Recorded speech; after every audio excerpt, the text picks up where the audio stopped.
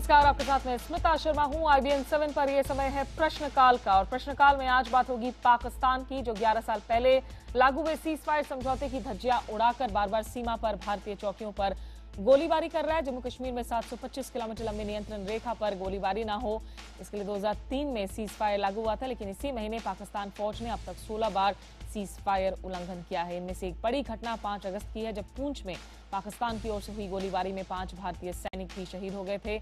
इसके बाद सवाल उठा कि क्या ऐसे माहौल में पाकिस्तान से किसी तरह की बातचीत मायने रखता है? क्या पाकिस्तान सीज फायर को वाकई गंभीरता से लेता है या भारत गोलीबारी की घटनाओं को रोकने के लिए पाकिस्तान पर दबाव बना पा रहा है? तो आज प्रश्नकाल में इसी से जुड़ा है सवाल, आखिर सीज फायर का तमाशा बना रहे पाकिस्तान का इलाज क्या है? इस सवाल पर आपकी राय और सवाल हमें सोशल मीडिया पर मिल रहे हैं, जिन्हें हम इस कार्यक्रम में शामिल करेंगे, लेकिन पहले देखिए ये रिपोर्ट।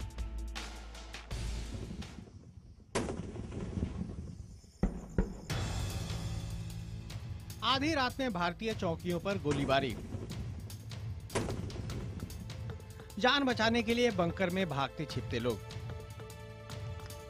गुरुवार रात को पाकिस्तानी फौज ने एक बार फिर सीज फायर का उल्लंघन किया। जम्मू के आरएसपुरा सेक्टर में कोरोटाना और अब्दुलिया समेत कई पोस्टों पर ताबड़तोड़ गोलियां बरसाईं। बीएसएफ ने भी पाक फौज पर जवाबी फायरिंग की। रात 2 बजे से सुबह 6:30 बजे तक चली फायरिंग में 5 घरों को भारी नुकसान पहुंचा और 2 लोग जख्मी हो गए। जब हम रात को घर पर नहीं थे, हम किसी रिलेटिव के घर गए हुए थे, तो मुझे 4 बजे फ़ोन आया पंच साहब का कि आपके घर में शैल गिरा है। तो जब हमने सुबह आकर देखा तो ये पूरा जो तहस नहस हो चुका है। लोगों को ना तो लाइट मिल रही है, तो ना पशुओं के लिए चारा ला सकते हैं, ना पानी के लिए कोई पानी का इंतजाम है, तो दहशत का माहौल बना हुआ है। ये पोस्टें जो पेड़ दिख रहे हैं, इसके अंदर पाकिस्तान की पोस्टें, यहाँ से ये पूरे इस इलाके को टारगेट करते हैं। वो टावर भी उन्हीं का ही दिख रहा है। ये पूरे इलाके में पाकिस्तानी रेंजर्स की जो पोस्टें हैं, वो इसी पोस्टों से लगातार फायरिंग करते हैं और जो सिविलियन इलाका हमारा है उससे टारगेट करते हैं। जो हमें खबरें मिली हैं, जो सुरक्षा एजेंसियों से खबरें मिली हैं कि पाकिस्तान ने अपनी जो तारबंदी के पार जो उनके गाँव थे, जो पाकिस्तानी गाँव थे, उनमें नंदपुर, सुर्गपुर, मलाना, कजरियाल, ऐसे बहुत से वहाँ पर जो गाँव थे उनको खाली करवा दिया। पिछले 2 दिन से सीमा पर फायरिंग नहीं हुई और उसी 2 दिन में जो गांव थे वो खाली करवाए गए हैं। पाक की ओर से सीमा पर लगातार हो रही फायरिंग से लोग दहशत में हैं। अगस्त में ही अब तक 16 बार पाक फौज ने सीज फायर का उल्लंघन किया है, जबकि मोदी सरकार बनने के बाद से अब तक 70 बार सीज फायर तोड़ा गया है। उनका जो एजेंडा है कि भारत को कमजोर करने का, जो उनकी एक पुरानी रणनीति है to bleed India with 1000 cuts, वो उसको क्रियान्वित करते रहेंगे। आप कारगिल में गए थे और सीमा के उस पार से गोलियां चल रही हैं और आज भी चल रही हैं। अंदर तक घुसा रहे हैं लोग, बंकरों में छिप रहे हैं, लोग डर रहे हैं। नैतिक साहस समाप्त है। सरहद पर गोलीबारी रोकने के लिए भारत पाक के बीच 2003 में सीज फायर समझौता लागू हुआ था, लेकिन पिछले 11 सालों में पाकिस्तान ने 550 से ज्यादा बार सीज फायर का उल्लंघन किया है। ऐसे में सवाल उठता है कि इस सीज फायर के कोई मायने हैं? क्या सीज फायर का तमाशा बना रहे पाकिस्तान का भारत के पास कोई इलाज है? आज प्रश्नकाल में इसी पर होगी चर्चा। और प्रश्नकाल में हमारे साथ विशेष पैनल इस वक्त मौजूद है। दिल्ली से हमारे साथ मौजूद हैं बीजेपी के नेता MJ अकबर, कांग्रेस के सलमान अनीसोज हमारे साथ मौजूद हैं, ORF के साथ डिस्टिंग्विश्ड फेलो और वरिष्ठ पत्रकार मनोज जोशी जी हमारे दिल्ली से हमारे साथ जुड़ चुके हैं। कोलकाता आपको लेकर चलेंगे, जहां के पूर्व सेनाध्यक्ष जनरल शंकर रॉय चौधरी हमारे साथ मौजूद हैं, और इस्लामाबाद से स्काइप के जरिए हमारे साथ जुड़ रहे हैं वरिष्ठ पत्रकार, जो कि जियो के नेशनल सिक्योरिटी एनालिस्ट भी हैं, वजाहत एस खान। सबसे पहले जनरल शंकर रॉय चौधरी, अगर आपसे शुरू कर सकते हो, आपको लगता है कि ये जो पैटर्न है इसमें और ज्यादा इजाफा होता हुआ नजर आ रहा है संघर्ष विराम उल्लंघन मामलों में? देखिए, ये तो पुराने हालात हैं। जो आपने बताया था कि 2003 में अग्रीमेंट हुआ था कि इंसिडेंट्स नहीं होंगे, फिर वो तो टूट गए। तो ये जो हालात हैं, ये कोई नए हालात नहीं है, पुराने हालात हैं। लेकिन मैं ये कहना चाहता हूं कि एक इसमें जरूर नया पहलू है। वो पहलू ये है, जो फायरिंग होती थी लाइन ऑफ कंट्रोल पे, जैसे कि आपने अभी बताया था पुंछ में हो रहा है, हमीरपुर में हो रहा है, ये तो पहले भी हुआ करते थे, अभी भी हो रहे हैं। उधर से फायर आती है, हमारे लोग उसका जबरदस्त जवाब देते हैं, वो चलता रहता है। जो नई चीज इस दफा हो रही है कि जो इंटरनेशनल बॉर्डर है, जम्मू का इंटरनेशनल बॉर्डर, जो पठानकोट से लेके वो जो आरएसपुरा वगैरह आप लोग नाम बता रहे हैं, वो इलाका है जी, वहां फायरिंग हो रही है। ये पहले नहीं होती थी। ये नई चीज है और ये मैं समझता हूं खतरनाक, बल्कि line of control JNK Kashmir की लाइन ऑफ कंट्रोल से ये खतरनाक ज्यादा है। ज्यादा इसलिए है क्योंकि जो नेशनल हाईवे 1 है, आप सुनिए, जो नेशनल हाईवे 1 है, जो जम्मू श्रीनगर पठानकोट जम्मू जो रोड है, वो ये जम्मू बॉर्डर से, जम्मू पाकिस्तान बॉर्डर से 1 मील से कम फासले में है। उधर से रेल लाइन भी जाती है। बिल्कुल सर। इसलिए यहाँ कोई हमला होता है तो यही है खतरा जो नया हो रहा है। सर, इस नए खतरे की ओर इनफैक्ट अरुण जेटली रक्षा मंत्री, उन्होंने भी हाल ही में बयान दिया था। MJ अकबर साहब, अरुण जेटली ने भी कहा था कि ये IB पर भी जो है अब लगातार संघर्ष विराम उल्लंघन देख रहे हैं, हम फायरिंग देख रहे हैं फॉरवर्ड पोस्ट पर। बावजूद इसके जब भारत सरकार ने बातचीत रद्द की, विदेश सचिवों के स्तर की, सीजफायर वायलेशंस को सेंटर में नहीं लाया, उसकी जगह हुर्रियत के साथ जो मुलाकात की थी उसको मुद्दा बताया, क्या आपको लगता है कि संघर्ष विराम उल्लंघन को केंद्रीय मुद्दा बनाना चाहिए था आप लोगों को इस बातचीत को कॉल ऑफ करते वक्त?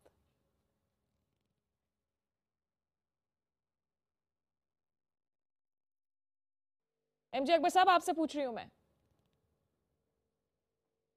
ओह सॉरी, आवाज़ आपकी आ नहीं रही थी और बहुत कंफ्यूज सा था, तो जरा सा मुझे संक्षिप्त में बता देंगे क्या सवाल था? अरुण जेटली जी ने भी जैसा जनरल रॉय चौधरी बता रहे थे कि अरुण जेटली ने भी कहा कि भाई फॉरवर्ड पोस्ट जो IB पर हैं उसमें भी अब फायरिंग हो रही है, ये एक नया ट्रेंड देखने को मिल रहा है। सीज फायर उल्लंघन तो पहले भी हुए हैं, लेकिन आप लोगों की सरकार ने जब विदेश सचिवों की स्तर की बातचीत को रद्द किया, सेंटर स्टेज बनाया हुर्रियत के साथ मुलाकात को, red line cease fire violations को नहीं बनाया। देखिए, ऐसा है कि जब जब हम पाकिस्तान की तरफ एक अमन का हाथ बढ़ाने की कोशिश करते हैं, और आप ये तो स्वीकार करेंगी कि नरेंद्र मोदी जी ने बहुत ही एक ड्रामेटिक कदम लिया था। लोगों को आश्चर्य भी हुआ था, लेकिन लोगों को खुशी भी हुई थी कि चलो एक बहुत ही सीरियस अटेम्प्ट हो रहा है और शायद फिर कोई एक आशा की किरण हमें नज़र आने लगी है। लेकिन जब हाथ बढ़ाया जाता है, और सच बात तो है कि पहले नवाज शरीफ ने उन्होंने भी एक कदम उठाया था, वो आए थे यहाँ पे, लेकिन जब ऐसे हालात होता है, पाकिस्तान के एक डीप स्टेट है। डीप स्टेट का मतलब, अब मैं गहराई में नहीं जाना चाहता हूँ, लेकिन डीप स्टेट का मतलब है वहाँ की आर्मी, वहाँ की जो आर्म्ड फोर्सेस हैं, उनको बर्दाश्त नहीं होता है, और वो अपने सरकार से पूछे ना पूछे मुझे नहीं पता है, लेकिन वो फौरन उस वक्त एक दहशतगर्दी शुरू कर देते हैं और सीज फायर वायलेशन शुरू कर देते हैं। तो मामला बड़ा सीधा है कि अमन की बात सिर्फ अमन के माहौल में हो सकती है, जंग के माहौल में नहीं हो सकती है। और जब उनको बहाना चाहिए हर बार, वो जानते हैं, एक समझते हैं कि दिल्ली ऐसी सरकार है जो हर वक्त उनके प्रेशर पॉइंट्स पे झुक जाएगी, लेकिन अब ये सरकार जो है उन प्रेशर पॉइंट्स पे नहीं झुकने वाली है। तो अब जो एक डिप्लोमेटिक जवाब दिया गया है, और जहां तक बॉर्डर के वायलेशन का मुद्दा है, वहां पर हम सख्ती से निपट रहे हैं। हाँ, ये बात आपकी बड़ी मतलब कुछ भयभीत भी है कि वो सीज फायर लाइन के वायलेशन से बाहर निकल के अब इंटरनेशनल बॉर्डर पे भी ये वायलेशन शुरू करते हैं। तो कोई ना कोई इस्लामाबाद में या उनके जनरल हेडक्वार्टर्स में रिस्क फैक्टर जो है बढ़ाते जाया जा रहा है, और इसकी गंभीरता का एहसास पूरी तरह अरुण जेटली जी को है, हमारे रक्षा मंत्री को है, और हमारे प्रधानमंत्री को है। ये सवाल इनफैक्ट वजाहत, मैं पहले तो ये क्लियर कर दूं अपने दर्शकों को कि वजाहत यहाँ पर जो है पाकिस्तान सरकार के स्पोक्सपर्सन के तौर पर हमारे साथ नहीं जुड़े, एक पत्रकार के तौर पर जुड़े हुए हैं, और आमतौर पर जो है काफी जो तू मैं वाली बात बन जाती है। लेकिन वजाहत, आप पाकिस्तान आर्मी को फॉलो करते रहे हैं, MJ अकबर पाकिस्तान को बखूबी जानते हैं, वो जिस तरीके से कह रहे हैं, एक बार फिर से क्या ये डीप स्टेट आपको सीमा पर नवाज शरीफ की जो स्पेस ऑलरेडी रिड्यूस नजर आ रही है अंदरूनी घमासान की वजह से, वो और रिड्यूस करने की एक कोशिश के तौर पर देखेंगे आप इसे, जहां सीज फायर वायलेशंस का सवाल है? आदाब स्मिता, बहुत बहुत आदाब, और MJ अकबर शायद मुझसे ज्यादा पाकिस्तान को जानते होंगे, एंड आदाब to him and everybody else as well. General साहब की बात भी सही है, I am not challenging that. मैं सिंपल सी बात करूंगा, मैं आपको एक कहानी सुनाऊंगा जो हम इधर से सुनते आ रहे हैं, देखते आ रहे हैं। कहानी सिंपल सी है कि जी इलेक्शन हुए दोनों ममालिक में, ठीक है, फ्रेश स्टार्ट देखे गए, ये दोनों बॉटम लाइन थिंकर्स थे, ये दोनों डॉलर्स और सेंट्स में ज्यादा इंटरेस्टेड थे, इकोनॉमी इनका बैकग्राउंड था, और ये कुछ और मंजन रचा के आए थे। ठीक है, एक फ्रेश स्टार्ट एक्सपेक्टेड था। फिर एक जो जनाब है आपके मोदी साहब, उन्होंने हर एक को शॉक किया। मियाँ साहब को बुलाया, वो आए, मियाँ साहब ने साड़ी पेश की, मोदी साहब ने शॉल पेश की। भूल जाऊं क्या हुआ, टॉक सेट हुई। ठीक है, बड़ी अच्छी बात है। हर एक शौक किधर, मियाँ साहब भी सबको शौक करके गए कि यार ये कैसे चले गए, वो भी मोदी के पास चले गए, मगर चले गए। फिर अच्छी अच्छी खबरें निकली कि जी $200 मिलियन की पाइपलाइन खुद इंडिया बनाएगा, और जो पंजाब में, जो पाकिस्तानी पंजाब में जो मसले में हैं गैस के, वो आएंगे। फिर मिलिट्री कंपोनेंट शुरू हो गया, फायरिंग शुरू हो गई। जो एमजे अकबर साहब हैं, वो कुछ हद तक उनकी बात सही है, मगर दूसरी तरफ से भी इधर की फौज ने क्लेम किया कि दूसरी तरफ से भी फायरिंग है। फिर पाकिस्तान का अंदरूनी जो क्राइसिस है, जो इंटरनल, जो मियाँ साहब को खान साहब, इमरान खान साहब जो तंग कर रहे हैं, वो शुरू हो गया। और मियाँ साहब पैनिक मोड में गए लोकली। उन्होंने एक स्पीच की, उसमें उन्होंने सबको बताया कि भाई मैंने इंडिया को एक बार नहीं 2 बार एंगेज किया है। उन्होंने वाजपेयी साहब की मिसाल दी और फिर मोदी साहब की मिसाल दी। और अगले दिन स्मिता एक शॉकिंग चीज हुई, वो जबरदस्ती वो ले वाली टोपी पहन के एयरफोर्स और आर्मी ट्रूप्स को, जवानों को बात करते हुए आपके मोदी साहब ने पाकिस्तान के ऊपर अपने टैंक चढ़ा दिए जुबानी तौर पर।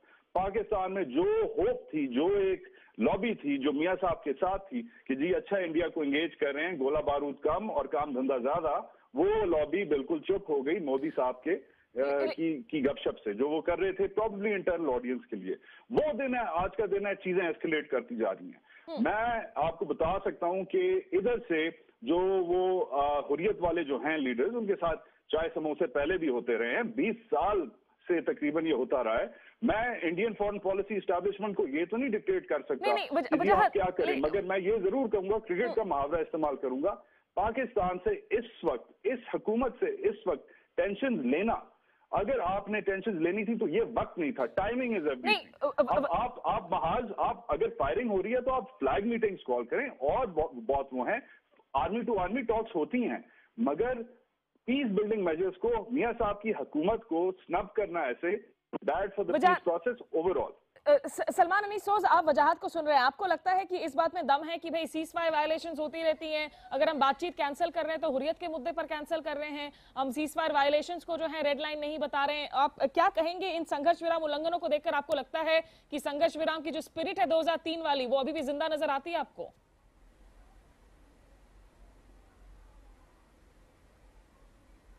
आप मुझसे पूछ रही हैं? जी सलमान।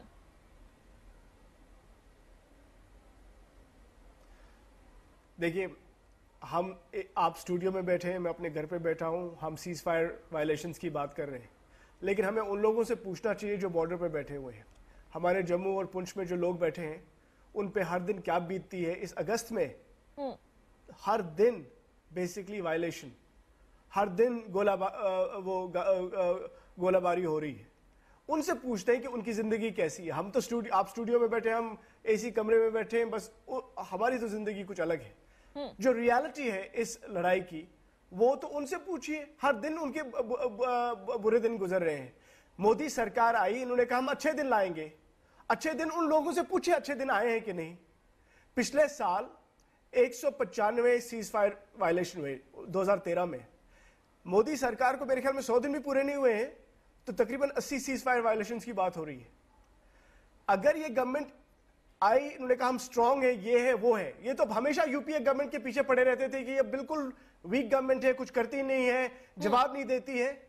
मैं उनसे पूछना चाहता हूं, अकबर साहब बैठे हैं, क्या हो रहा है? यही अच्छे दिन आपने लाने थे जम्मू और पुंछ वालों के लिए? यही अच्छे दिन उनको देखने बाकी रह गए थे? आपकी डिसाइसिव गवर्नमेंट है, क्या किया आपने? आपकी स्ट्रैटेजी क्या है? आपको टॉक्स भी नहीं करने तो लड़ाई कर रहे हैं, तो क्या हो रहा है? तो बंद क्यों नहीं हो रही है गोलाबारी?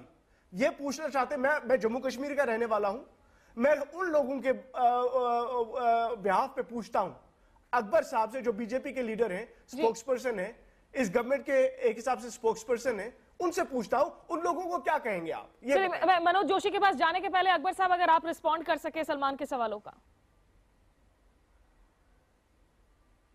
जी देखिए, इनका रिस्पांस बहुत ही सिंपल है। ये पहली सरकार है जो इस बात को पब्लिकली एहसास दिखाई है, जो सामने लोगों, जब मोदी साहब वो लेह में, जिनका जिक्र हमारे फाजिल दोस्त ने भी किया, जब वो जब कहे थे इस बात को, तो बहुत मतलब ये 70 वायलेशंस को देख के कहे थे। कोई सरकार ऐसी नहीं है कि इम्पेशेंट हो जाती है। जब एक टॉक्स की तरफ या दिशा में जाती है तो इंतज़ार भी करती है, कुछ सह भी लेती है।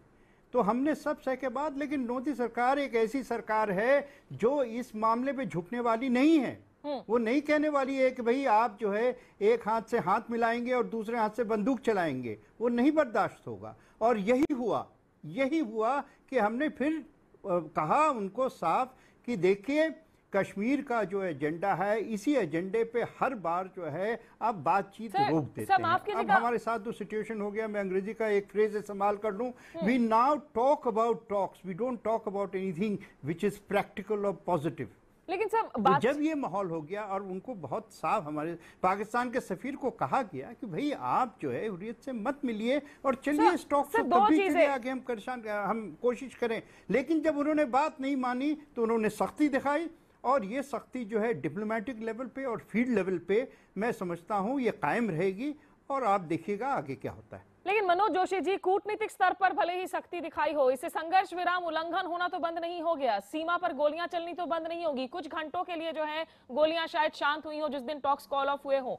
संघर्ष विराम उल्लंघन हर दिन हो रहा है, हर रात हो रही है। ऐसे में आपको लगता है कि ये सीज फायर एग्रीमेंट को लेकर आगे फिर सरकार का रवैया क्या होना चाहिए? देखिए ऐसा है, आपको ये नहीं भूलना चाहिए कि सीज फायर जो है 2003 में ये पाकिस्तान ने ही सीज फायर का ऐलान किया था सबसे पहले, उसके बाद भारत ने माना था। अब सवाल ये है कि सीज फायर के उल्लंघन किस लिए होते हैं? सीज फायर के उल्लंघन इसलिए होते हैं ताकि पाकिस्तान जो है वह पाकिस्तान की तरफ से घुसपैठिए अंदर घुस आए।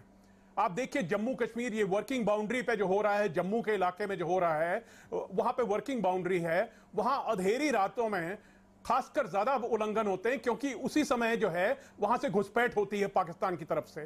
तो सीज फायर उल्लंघन का एक मकसद है, उसका मकसद ये है कि उसकी आड़ में वहां से इन्फिल्ट्रेशन होती है पाकिस्तान की तरफ से। दूसरी बात मैं ये कहूंगा कि जहां तक कि सीज फायर वायलेशंस हैं, इनका जवाब अगर भारतीय फौज देना चाहे वो दे सकती है। अगर हम भी गोलाबारी करें, पूरी नीलम सड़क को हम रोक सकते हैं। नीलम सड़क में जनरल साहब, जनरल रॉय चौधरी हैं, वो जानते हैं मैं किस बात का जिक्र कर रहा हूं। तीसरी बात मैं ये कहना चाहता हूं कि आपने सवाल उठाया है कि इस मर्ज की दवा क्या है, ये इलाज कैसे होगा। मेरा कहना यह है कि कुछ बीमारियां ऐसी होती हैं जो कि जिंदगी भर जो है उनका इलाज होता है, और पाकिस्तान भी शायद एक किस्म की बीमारी ऐसी है जिसका इलाज जो है लंबा इलाज है।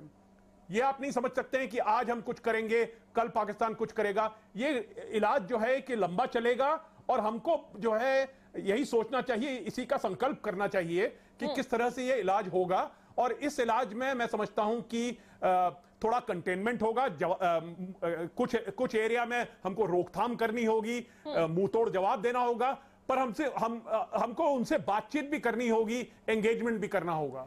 लेकिन वजाहत जिस तरीके से एमजे अकबर साहब ने कहा कि भाई जब 70 वायलेशंस इस नई सरकार के रिजीम में, नई सरकार आने के बाद हो गई, उसके बाद मोदी साहब ने लेह लद्दाख में वो बयान दिया। ऐसा नहीं था कि उन बयान देने के बाद जो है पाकिस्तान से सीज़फायर वायलेशंस में इंक्रीज देखने को मिला। क्या आप मानेंगे कि पाकिस्तान सेना एस्टैब्लिशमेंट जिसकी हम बात करते हैं, उसकी कोशिश हो सकती है वहां की आप जो लोकतांत्रिक हुकूमत है उसकी स्पेस को कम करने के लिए? ये चिकन एंड एग मतलब कि मुर्गी और अंडा, पहले अंडा आया पहले मुर्गी आई, या पहले मुर्गी आई पहले अंडा आया वाला सवाल है। हर एस्टैब्लिशमेंट, जो दोनों एस्टैब्लिशमेंट्स हैं, उसका इस पे अलग मौकिफ है। मैं फिर से उधर से ही बात शुरू करूंगा जिधर से खत्म की थी। एक तो पाकिस्तान के इंटरनल डायनामिक्स देखें। डिप्लोमेसी वैक्यूम में नहीं होती, खला में नहीं होती, ठीक है। ये साथ ही बॉर्डर है आपका, ज्यादा दूर नहीं है। आप, मैं फ्लाइट पकड़ के आ सकता हूँ आपके पास, स्टूडियो में आके बैठ सकता हूँ। पाकिस्तान में जो इंटरनली हो रहा है, पहला तो सवाल पूछता हूं कि क्या इस वक्त इस तरीके से डील करना हुर्रियत के साथ चाय पीने के ऊपर, क्या ये बात सही थी? और अगर हुर्रियत के साथ चाय पीने के ऊपर ऐसे नहीं डील किया गया तो भाई सिंपली बता दो कि क्या ये सीज फायर वायलेशंस पे हुआ है, ठीक है। अब वायलेशंस का अलग एक टोटल एक चैनल है, रेड उसमें मीटिंग्स होती हैं, उसमें रेड फ्लैग्स होते हैं, उसमें इनके जो वजाहत DGMO है, डायरेक्टर जनरल मिलिट्री ऑपरेशंस, मैं थोड़ा सा आंकड़े अगर आपको बताऊं, वजाहत जो आंकड़े हमारे सामने हैं, 2010 में 44 सीज फायर उल्लंघन। वजाहत 1 मिनट, मैं थोड़ा सा सिर्फ आंकड़े अगर बताऊं, 2010 में 44 वायलेशन, 2011 में 51 सीज संघर्ष विराम उल्लंघन, 2012 में ये बढ़कर 93 वायलेशन और 2013 में 195 वायलेशन। ये ट्रेंड हम कैसे देखें इसे? आप उधर गई हैं, आपने इतना एक्सटेंसिवली रिपोर्टिंग किया। अब मैं आपसे एक सवाल पूछता हूँ कि अगर सीज फायर के बेसिस पे किया है तो हुर्रियत के पीछे क्यों, हुर्रियत के ऊपर, कंधे के ऊपर क्यों उनसे गोली चलाई है? भाई सीज फायर वायलेशन का एक चैनल है। आप बोलेंगे भाई आप लोगों को क्या मस्ती चढ़ी हुई है, इधर भी लोग कह रहे हैं कि इंडिया कर रहा है, तो दोनों इस वक्त अफवाज क्यों नहीं जो उसका चैनल है DGMOs वगैरह वगैरह फ्लैग मीटिंग्स बात करनी? तो ये सवाल, ये तज्जिया नहीं है, सवाल है। दूसरी बात कि जो सियाचिन का आप ले लें, अभी भाई जो थे कि जी सीज फायर तो 2003 से पाकिस्तान ने किया। भाई आप सीज फायर में अच्छी चीजें भी हुई हैं, गलत चीजें हो रही होंगी दोनों तरफ से, शायद दोनों तरफ से, वंस अगेन, मगर अच्छी चीजें हुई हैं। Isn't it time to accept कि सियाचिन हुआ हुआ है? Isn't it time to accept कि सियाचिन को तो आप क्लोज करें? वजाहत मुझे लगता है कि सियाचिन सर क्रीक पर हमें फिर एक दूसरी डिबेट की जरूरत पड़ेगी। वजाहत, मैं आपके पास वापस लौटूंगी। मैं आपके सवाल को मैं जनरल चौधरी के पास लेकर जाना चाहूंगी। सीज फायर की वजह से कुछ गेन्स हुए हैं, बिल्कुल, तो उन्हें भी हाईलाइट करना चाहिए और उन्हें देख के सामने चलना चाहिए। चाय समोसे के ऊपर, और वो भी हुर्रियत वालों के साथ आपने पीस प्रोसेस को फारिग कर दिया, ऐसे तो नहीं होता। वजाहत बिल्कुल आपके पास आऊंगी, लेकिन जनरल चौधरी ब्रेक पर जाने के पहले छोटा सा रिएक्शन आपसे ले सकूं मैं। जब DGMOs की मीटिंग होती है, ये मीटिंग हमने दिसंबर में होते हुए देखा, अभी हाल में अप्रैल में फ्लैग मीटिंग हुई, क्या इसका कोई असर नहीं हो रहा है नियंत्रण रेखा पर या IB पर? देखिए, असलियत तो ये है कि ये जो सीज फायर वायलेशंस हैं, ये तो सालों से चलती आ रही है। कभी इसकी नफरी बढ़ जाती है, कभी कम हो जाती है, कभी कहते हैं 70 हो गए, कभी कहते हैं 75 हो गए, कभी कहते हैं 40 हो गए। इसका कोई फर्क नहीं पड़ता है, इसका कोई फर्क नहीं पड़ता है। गोली उस पार से चलेगी, इस पार से जवाब जाएगी हर हालत में। सिमिलरली इधर चलेगी तो वहां से कोई ना कोई जवाब आएगा, वो ठीक है, वो that is part of the game. अभी जो विजिट कैंसिल हुआ है, इसका वजह सीधा ये है कि पाकिस्तान के जो हाई कमिश्नर हैं जनाब बसीत साहब नाम है उनका, जी जी, अब्दुल बासित, बिल्कुल तुले हुए थे, वो बिल्कुल तुले हुए थे कि हम ये हुर्रियत वालों से मिलेंगे। अब सरकार हिंदुस्तान, वो आफ्टर ऑल वो हिंदुस्तान में पाकिस्तान के हाई कमिश्नर हैं, he is a diplomat in A host country. अब होस्ट कंट्री कह रही है इनसे आप मत मिलिए, बड़े तमीज से कहे, अदब से कहा कि आप इनसे मत मिलिए, तो वो तो जी बिल्कुल डिमांड करने लगे कि हम इसी से मिलेंगे तो नहीं, और हम किसी से नहीं मिलेंगे। अभी किससे मिलेंगे ना मिलेंगे ये तय करना जो होस्ट कंट्री है उसका जो राइट है। चलिए, तो जब ये मेरे ख्याल में, मैं ये कहना चाहता हूं, cease fire line of control, DGMO भूल जाइए, these are small things. The major issue is अगर मियां नवाज शरीफ साहब को और हमारे मोदी जी को अलग छोड़ दिया जाए। मोदी जी की सरकार हिंदुस्तान में चलती है, मियां नवाज शरीफ की सरकार पाकिस्तान में नहीं चलती है, यही है प्रॉब्लम। मतलब सर, मोदी जी और मियां नवाज शरीफ को अगर अलग छोड़ दिया जाए तो इसका तय हो जाएगा, इसमें कोई शक नहीं है। अगर मियां नवाज शरीफ के ऊपर एक तो पाकिस्तानी फौज का दबाव तो है ही, अभी जो नई मुसीबत खड़ी हो गई है वो है इमरान खान। जनरल चौधरी, माफी चाहूंगी, मुझे लगता है कि यहाँ पर एक छोटा सा ब्रेक के लिए हमें रुकना होगा। MJ अकबर साहब हमारे साथ जुड़े, ब्रेक पर जाते हुए उनका हम शुक्रिया अदा करना चाहेंगे। उनसे कुछ और हम जवाब लेना जरूर चाह रहे थे, लेकिन यहाँ उन्हें उनकी कुछ एंगेजमेंट्स पहले से बनी हुई है। यहाँ ब्रेक के बाद लौटेंगे तो इस चर्चा को हम जारी रखेंगे, लेकिन आपको बता दें कि आज रात 9 बजे हम आपको दिखाने जा रहे हैं सन कर देने वाली, चौंका देने वाली एक स्टोरी, एक ऐसी एक्सक्लूसिव कहानी जिसे देखकर आपके होश उड़ जाएंगे। जरूर देखिए हमारी रात 9 बजे की विशेष पेशकश, एक जांच, एक सच, जिसका नाम है मर्डर 110 दिल्ली 2 हैदराबाद।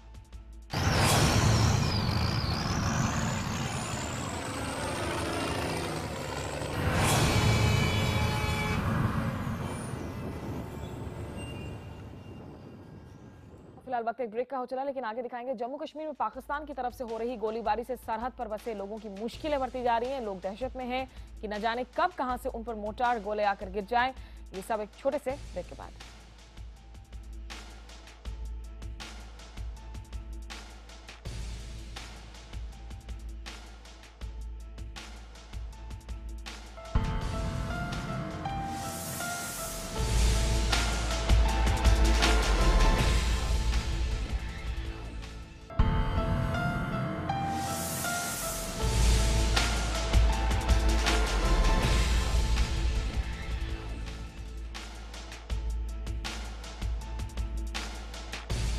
प्रश्नकाल में आपका फिर से स्वागत है। आज हम बात कर रहे हैं सीमा पर पाकिस्तान की ओर से लगातार जारी फायरिंग की। पाक से लगी सीमा पर लगातार फायरिंग की वजह से सरहद पर बसे लोगों को बेहद दिक्कतों का सामना करना पड़ रहा है। गुरुवार रात को आरएसपुरा सेक्टर में हुई फायरिंग में घायल शख्स से बात की मेरे सहयोगी पवन शर्मा ने। लगातार पाकिस्तान की तरफ से हो रही फायरिंग का आलम आप देख सकते हैं। हम इस समय बीदीपुर जटा गांव आरएसपुरा का है, ये बिल्कुल सीमा से सटा हुआ गांव है। यहाँ पर एक एम्बुलेंस यहाँ पहुंची है जो रात को फायरिंग हुई है। इसमें ये घायल हुए हैं, जो एक्स सर्विसमैन है, आर्मी से रिटायर्ड है। आपका नाम क्या है? मेरा नाम हरनाम सिंह है, मैं बीदीपुर जटा का रहने वाला हूँ। और रात को जो फायरिंग हुई है, मैं अपने बिस्तर पर सोया हुआ था तो मेरे एकम किया जब टांग को शहर लगी है तो फिर मैं उठकर एकम किया हो गया। इधर ही मेरे बच्चे, बीवी, बच्चे, सारे परिवार घर के बीच में तो है। और 5 साल जो घर है बीदीपुर के, ये किस्म के बर्बाद हो चुके हैं। और बाकी एक जगह 24 इसी किस्म की जो फायरिंग लगातार चल रही है।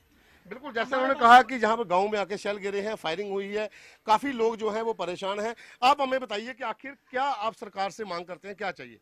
हम सरकार से ये मांग करना चाहते हैं और पिछले 15 साल से कर रहे हैं, कम से कम इन लोगों को पीछे सुरक्षित जगह पे बसाया जाए। इसका कोई हल नहीं है। ये फायरिंग तो बंद नहीं होगी, पाकिस्तान नहीं करेगा ना। हमारे फौज भी जवाब देते, ये बात नहीं है, मगर हमारे लोगों का कोई चारा नहीं है। इनको बिजली नहीं मिलती और कम से कम 10 मरले 5 मरले प्लाट पीछे दे जाए, ये अपने बच्चे ऐसे माहौल में सुरक्षित जगह पे ले सके ताकि माहौल ठीक हो तो वापस आ सके। बिल्कुल, जैसे उन्होंने कहा कि एक सुरक्षित जगह पर इनको प्लाट मुहैया करवाएं। आप देख सकते हैं ये वो शेल है, ये जो पाकिस्तानी रेंजर्स की ओर से दागे गए हैं, ये वो शेल है, ये वो उनके स्प्लिंटर्स हैं, ये उनकी तरफ से दागी गई गोलियां हैं जो यहाँ पर आके गिरी हैं। ये जो व्यक्ति जो भी बता रहे हैं, ये स्प्लिंटर इनकी टांग को यहाँ पर लगा था, जिसके चलते अब लगातार अगर इतने शेल जो गिरे हैं, इससे लोग काफी जो परेशान है। और इनकी यही मांग है कि इस गाँव से इनको शिफ्ट किया जाए, इनको पीछे प्लाट मुहैया करवाए जाए ताकि ये लोग अपने बच्चों के साथ आराम से रह सकें। पवन शर्मा, गाँव बीदीपुर जटा, IBN 7। जी हाँ, और प्रश्नकाल में आज हम बात कर रहे हैं कि जिस तरीके से लगातार सीमा पर संघर्ष विराम उल्लंघन के मामले हो रहे हैं, आखिर पाकिस्तान का इसमें इलाज क्या है। और हमारे साथ खास मेहमान जुड़े हुए हैं, कांग्रेस के सलमान अनीस सोज, वरिष्ठ पत्रकार मनोज जोशी, अहमदाबाद से अब हमारे साथ बीजेपी नेता जय नारायण व्यास भी जुड़ चुके हैं, कोलकाता से पूर्व सेनाध्यक्ष जनरल शंकर रॉय चौधरी हमारे साथ मौजूद है और इस्लामाबाद के स्काइप से हमारे साथ जुड़े हुए हैं वरिष्ठ पत्रकार वजाहत एस खान। अब मनोज, आपको लगता है कि इस वक्त संघर्ष विराम उल्लंघन की जब बात करते हैं, वजाहत ने कहा कि इसके फायदे भी हैं, आपको फायदे भी देखना होगा। 2003 से जब से ये लागू रहा है, LAC की तरह नहीं है कि यहाँ पर गोलियां नहीं चलती है, लेकिन इसके फायदे भी मिले हैं। ऐसे में क्या आपको ये बेनिफिशियल नजर आता है संघर्ष विराम उल्लंघन, जो हमारी सीज फायर अग्रीमेंट है भारत और पाकिस्तान के बीच में? देखिए, जैसे मैंने आपसे कहा, संघर्ष विराम का जो उल्लंघन होता है उसका मकसद ये होता है कि पाकिस्तान जो है उसके आड़ में इन्फिल्ट्रेशन करता है। तो इसलिए जरूर संघर्ष विराम के फायदे हैं, इसमें कोई शक नहीं है। ये जरूर है कि अगर हम चाहें, जहां तक कि बमबारी है, गोलाबारी है या जवाब देना है, वो हम जवाब दे सकते हैं। पर सवाल यह है कि हम तो उल्लंघन नहीं करना चाहते हैं, क्योंकि हमारा कोई फायदा नहीं है। फायदा इसमें पाकिस्तान का रहता है, क्योंकि इसी की आड़ में अभी तो आप देख रहे हैं कि ये जम्मू के इलाके में हो रहा है, पर ऊपर जो है, ऊपर पहाड़ी इलाकों में भी जब होता है तो संघर्ष विराम, जब फायरिंग होती है, गोलाबारी होती है, उसी की आड़ में इन्फिल्ट्रेशन होता है। ये हम पिछले 20-25 साल से देख रहे हैं। और जम्मू के इलाके में भी, जैसे मैंने आपसे कहा, कि जब बिल्कुल अंधेरी रातें होती हैं तो ज्यादातर ये फायरिंग होती है ताकि हमारे जो वहां पे जो सेना होती है वो अपने दुबक के बैठी रहती है, तो उसी के बीच में लोग अंदर घुस आते हैं। अगर वहां इंक्वायरी करेंगे जम्मू पुलिस के साथ या और किसी के साथ, तो आपको ये इस बात की पूरी खबर मिल जाएगी। तो मैं समझता हूं कि फायदे तो जरूर होते हैं, पर यह है कि तुलना में कि क्योंकि जब ये सीज फायर नहीं था तो सैकड़ों लोग हर साल वहां पे मरते थे। चाहे वो सिक्योरिटी फोर्स के लोग होते थे या सिविलियन होते थे, तो वहां पे काफी लॉस ऑफ लाइफ होता था, बमबारी होती थी, वहां पे कोई खेतीबाड़ी नहीं हो पाती थी। तो सीज फायर की होने की वजह से वहां पे ये सब कुछ हो पाया है। पर अब जो है मामला बदल गया है। मुझे लगता है कि हो सकता है कि पाकिस्तान अपना रुख बदल रहा है। हो सकता है कि पाकिस्तान की फौज चाहती है कि ये लाइन ऑफ कंट्रोल दोबारा जो है वहां पे ये गोलाबारी का जो सिलसिला है ये शुरू हो। पर मैं इतना ही कहना चाहता हूं कि उनको भी मनोज जी आपके पास वापस लौटूंगी। वजाहत इसे भारत क्यों ना इन्फिल्ट्रेशन अटेम्प्ट्स में तेजी के तौर पर देखे, खास करके एक ऐसे वक्त में जब जम्मू कश्मीर में भी चुनाव होने वाले हैं और ये जो आरोप लग रहे हैं कि भाई पाकिस्तान की जो सेना है वो एलओसी को एक बार फिर से वापस से जो है हॉट पोटैटो बनाने में उनकी दिलचस्पियां हैं। इसमें कोई शक नहीं कि अगर आप अपने अंदरूनी तौर पर इंटरनली इसे देखें तो शायद आपका तज्जिया अपनी हद तक सही है, अपनी सीमा तक सही है, मगर इधर मैं आपको मतलब याद दिलाता चलूं कि इधर एक और जंग लगी हुई है, एक और फ्रंट पे तकरीबन आधी फौज इस वक्त उधर डिप्लॉयड है और वो ऐसे इलाके में जिस इलाके में कभी कोई फौज तारीख में नहीं गई और उसका नाम है, उस इलाके का नाम है वजीरिस्तान। और अगर आपने बात की पाकिस्तानी डीप स्टेट की, एस्टैब्लिशमेंट की, मैं हरगिज उसे रिप्रेजेंट नहीं कर रहा, मगर आपने कहा कि पाकिस्तान की फौज चाहती क्या है, तो पहले तो मैं जनाब आपको ये बताऊं कि पाकिस्तान की फौज पहले उस फ्रंट को ठंडा करना चाहती है जिधर वो घुसी हुई है, फर्स्ट ऑफ ऑल, क्योंकि वो जो है वो इंटरनल सिविल वॉर वाला एग्जिस्टेंशियल क्राइसिस हुआ हुआ है, पहली बात। दूसरी बात, पाकिस्तान की फौज, अब आपकी तरफ चलते हैं, दूसरी फौज जो पाकिस्तान की चीज चाहती है वो ये है कि हमने एक मिलिट्री रूलर के अंडर 2003 में आप जनाब भारत को सीज फायर ऑफर किया। चले उस सीज फायर में जो आपका तज़किया सही है कि उसके नीचे उसके पीछे छुप के उन्होंने जो भी इन्फिल्ट्रेशन आप जो कह रहे हैं, चलें फॉर आर्ग्यूमेंट से आपकी बात सही है, मगर 2003 से 2014 तक ये फौज कहती है और अच्छे अच्छे लोग भी कहते हैं, खाली फौज की बात नहीं कर रहा, अच्छे अच्छे लोग कहते हैं कि एक्चुअल फॉरेन पॉलिसी गेन्स क्या हुए।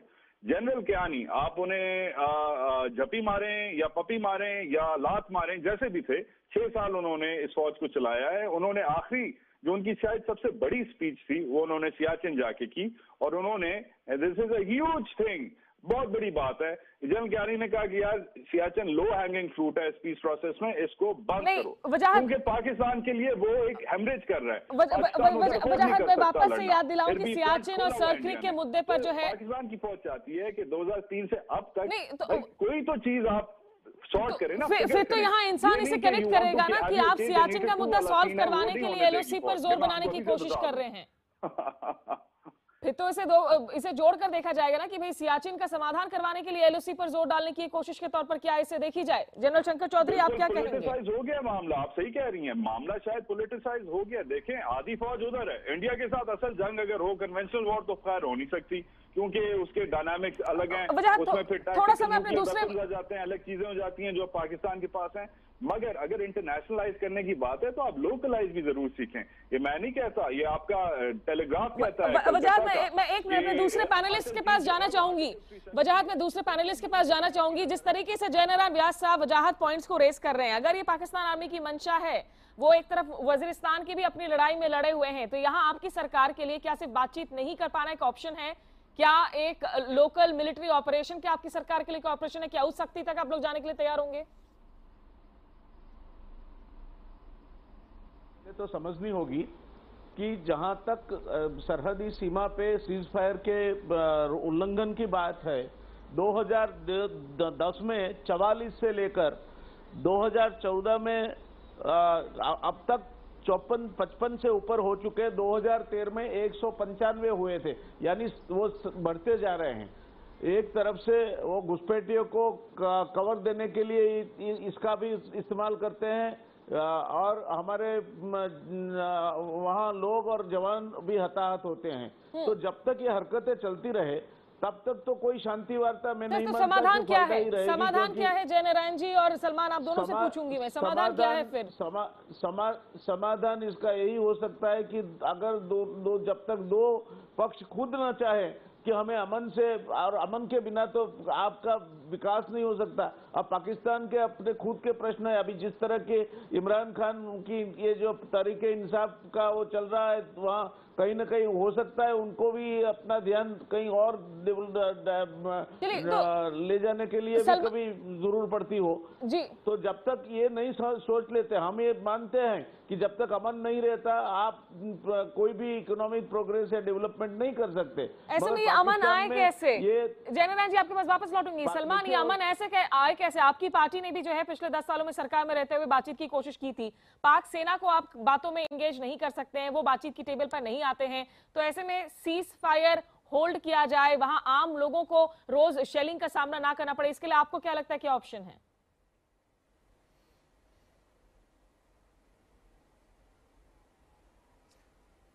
स्मिता, आपकी आवाज पूरी नहीं आ रही, आप मुझसे सवाल पूछ रही हैं? जी सलमान, आपसे पूछ रही हूँ, आप ऑप्शन क्या है आपके नजर में कि वहां आम लोगों को दिक्कतें ना हो, सीज फायर जो है वो बनी रहे? देखिए बिल्कुल, देखिए जो मैंने पहले कहा था उसका तो आपने खुद ही वहां पे लोगों से पूछ लिया और सबके सामने आ गया। देखिए व्यास साहब हो या एमजे अकबर साहब हो, बड़ी बड़ी अच्छी बातें, लंबी बातें और बड़ी बड़ी ऊंची बातें करते हैं, लेकिन जो ग्राउंड रियलिटी है इन लोगों को शायद पूरी पता नहीं है। हालात बहुत खराब है और जो सीज फायर वायलेशंस का जो था 2013 का वो तो छोड़ दीजिए, इस बार तो वो भी रिकॉर्ड बीट होने वाला है। मुझे याद है कि 2013 में प्राइम मिनिस्टर मोदी साहब ने ये कहा था कि भाई ये कब तक मुल्क 125 करोड़ का जो मुल्क है कब तक सहमे रहेंगे, कब तक खामोश रहेंगे। मैं उनसे कहता हूं 125 करोड़ को छोड़ो, 125 करोड़ की बात है जम्मू कश्मीर स्टेट में, उनकी बात करते हैं। उनके लिए आप कुछ क्या कर रहे हैं? एक तो पहले ये कि ये जो प्राइम मिनिस्टर हैं, हमें पार्ट टाइम डिफेंस मिनिस्टर जो है उनको हटा के एक फुल टाइम डिफेंस मिनिस्टर रखें ताकि इस मुल्क में कोई स्ट्रैटेजी बने। एक पार्ट टाइम डिफेंस मिनिस्टर जो पार्ट टाइम फाइनेंस मिनिस्टर भी है वो पूरा काम नहीं कर सकता। सलमान, मैं आपसे अभी इस वक्त ऊंची बातें करें, राजनीतिक काउंटर एक्यूजेशन नहीं मांग रही हूं और इनको क्या करना है, क्या स्ट्रैटेजी है उसके बारे में बताएं। सलमान, मैं पॉलिटिकल काउंटर एक्यूजेशन नहीं मांग रही, मैं सीधा सा सवाल पूछ रही हूँ। बतौर एक कश्मीरी, बतौर एक कांग्रेस नेता जिन्होंने 10 साल तक जिनकी पार्टी ने सरकार चलाई है, आपको क्या लगता है सीज फायर होल्ड करवाने के लिए क्या मिलिट्री ऑपरेशंस एक सोल्यूशन है? क्या सोल्यूशन क्या है, अगर आप बता सके, फिर मुझे ब्रेक लेना होगा।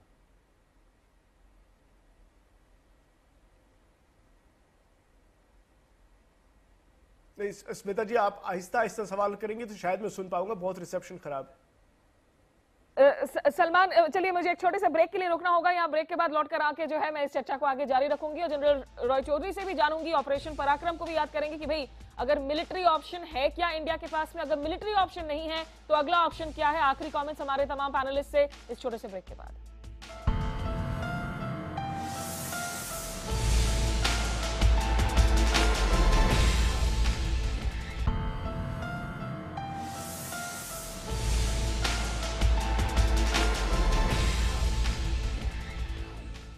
प्रश्नकाल में हम बात कर रहे हैं कि सरहद पर जिस तरीके से बार बार संघर्ष विराम उल्लंघन देखने को मिल रहा है, वहां के स्थानीय लोग और हमारे जो सिपाही हैं वो बार बार भुगत रहे हैं। आखिर इसका सॉल्यूशन क्या है?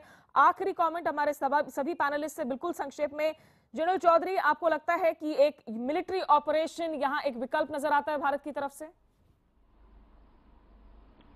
ये पाकिस्तान की तरफ से सीज फायर वायलेशंस चलते रहेंगे जब तक पाकिस्तान आर्मी अपने प्राइम मिनिस्टर मियां नवाज शरीफ के हुक्म मानना ना सीखें।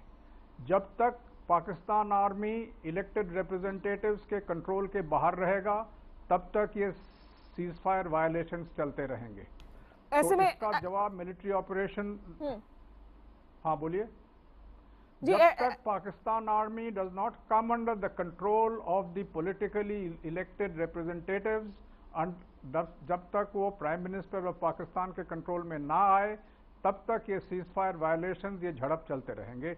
इसमें और कोई चारा नहीं है। और कोई चारा नहीं है जयनारायण व्यास साहब, यानी कि आप मजबूती से जो है शब्दों का इस्तेमाल कर ले, लेकिन ऑप्शन कुछ नहीं होना है, या आपकी सरकार आर्मी को कहेगी कि आप ऑपरेशंस के लिए तैयारी कीजिए?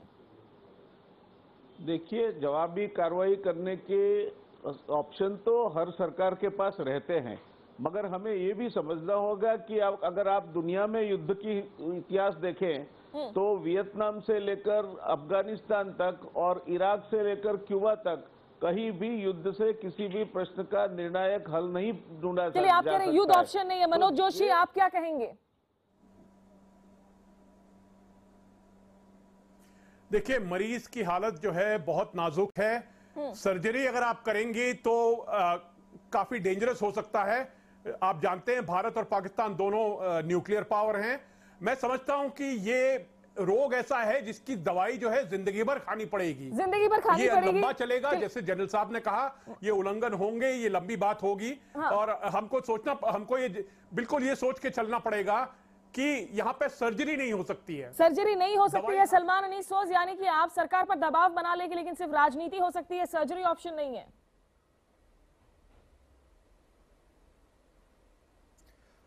नहीं, देखिए, ये सवाल जो है ये जिनसे पूछना चाहिए, यहाँ के डिफेंस मिनिस्टर, वो तो अपने आधा टाइम तो अपने ऑफिस में होते नहीं है, वो किसी और मिनिस्ट्री में होते हैं आधा टाइम। तो मेरे ख्याल में जंग वंग तो खैर उससे कोई फायदा होने वाला नहीं, लेकिन तब भी जो मोदी जी कहते थे देश को झुकने नहीं देंगे, बिटने नहीं देंगे, उसके बारे में क्या करेंगे, कुछ बताएं, या अपने नए डिफेंस मिनिस्टर को लाएं और वो कुछ बताएंगे। चलिए, फिलहाल कम से कम जो हमारे सारे पैनल हैं अलग अलग क्षेत्रों से, उनसे तो यही लगता है कि इस वक्त युद्ध अगर ऑप्शन नहीं है, लेकिन सीज फायर उल्लंघन आखिर इससे कैसे रोका जाए, इसका सोल्यूशन सरकार को ढूंढना होगा। बहुत बहुत शुक्रिया आप सभी का हमारे से जुड़ने के लिए। वजाहत इस्लामाबाद से जुड़े आपका भी बहुत बहुत शुक्रिया। ये था आज का प्रश्नकाल। हम फिर हाजिर होंगे एक और नए मुद्दे और कुछ सवालों के साथ। और आपको ब्रेक पर जाने के पहले हम ये भी बता दें कि आज रात 9 बजे आपको दिखाने जा रहे हैं सन कर देने वाली, चौंका देने वाली एक स्टोरी, एक ऐसी एक्सक्लूसिव कहानी जिसे देखकर आपके होश उड़ जाएंगे। जरूर देखिए हमारी रात 9 बजे की विशेष पेशकश, एक जांच एक साथ, जिसका नाम है मर्डर 110 दिल्ली टू हैदराबाद।